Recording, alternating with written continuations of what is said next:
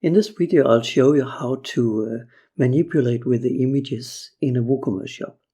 Click on the brush symbol, and then you click on WooCommerce and images, product images.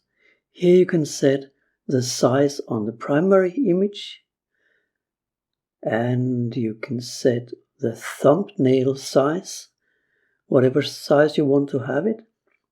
And then you can look at the proportions of the images. Should they be like a square, or do you want them to have a certain proportion?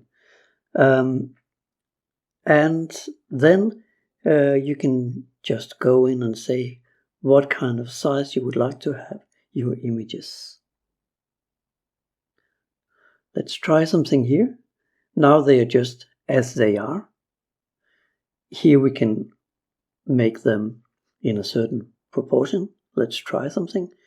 6:9, or the very famous or infamous 16:9, like in the silver screen movie. And when you're satisfied, you just click the blue publish button on top of the screen.